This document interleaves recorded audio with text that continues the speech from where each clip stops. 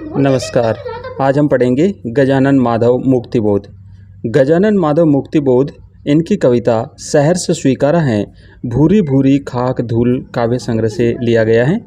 इनका जन्म 13 नवंबर 1917 को श्योपुर ग्वालियर में हुआ था और नागपुर विश्वविद्यालय से इन्होंने हिंदी में एमए किया था।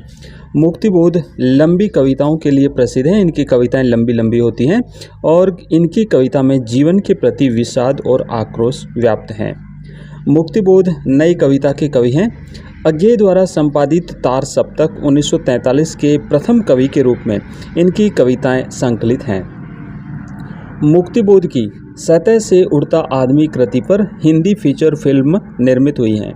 मणिकुल कैब्स फिल्म फेस्टिवल द्वारा 2004 में सम्मानित हुए हैं और उज्जैन मध्य भारत प्रगतिशील लेखक संघ की नींव इन्होंने डाली थी। दिग्विजय महाविद्यालय राजनंदन गांव में हिंदी विभाग के अध्यक्ष रहे थे। मुक्तिबोध मार्क्सवादी कवि माने जाते हैं और बिंब विधान के पक्षधर रहे हैं।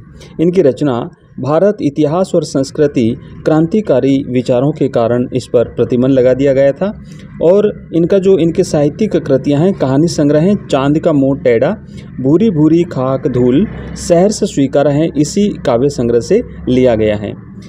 इनके अन्य कविता हैं अंधेरे में, एक अंतर कथा, कहने दो उन्हें जो ये कहते हैं।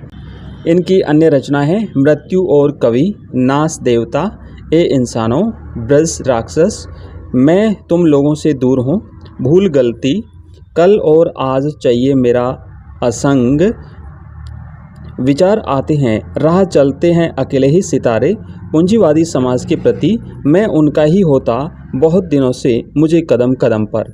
इनकी कुछ अन्य रचना है मेरे जीवन की, जब दोपहरी जिंदगी भर, बेचैन चील और लकड़ी का रावण। नया खून नागपुर से संपादित साप्ताहिक पत्रिका का संपादन किया था। विपात्र इनका मोस्ट उपन्यास है।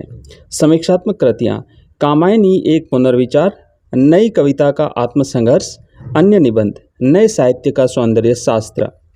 मुक्तिबोध के समग्र साहित्य को नेमिचंद जैन ने मुक्तिबोध रचनावली नाम से 6 खंडों में प्रकाशित करवाया है। और सहर्ष स्वीकारा है ये मुक्तिबोध की एक काव्य कहानी संग्रह है, भूरी भूरी खाक, यहाँ से लिया गया है।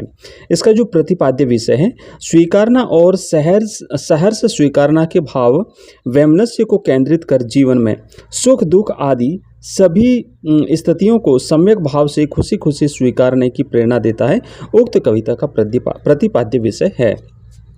भीतर की सरिता, रूपक अलंकार एवं प्रतीक विधान, मुस्काता चांद चेहरा है, चाक्षुष बिंब विधान का प्रयोग हुआ है। यहाँ पर सहर्ष स्वीकारा है कविता में संबोधन हुआ है, अज्ञात आलंबन, सब कुछ प्रियतम के द्वारा मिला है, भीतर की सरिता रूपक अलंकार और प्रतीक विधान है, रमणीय यह उजेला प्रतीक विधान है।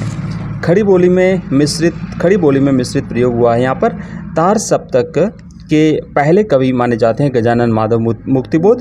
और मुक्तिबोध किस काल के कवि हैं तो ये नई कविता काल के कवि माने जाते हैं। धन्यवाद।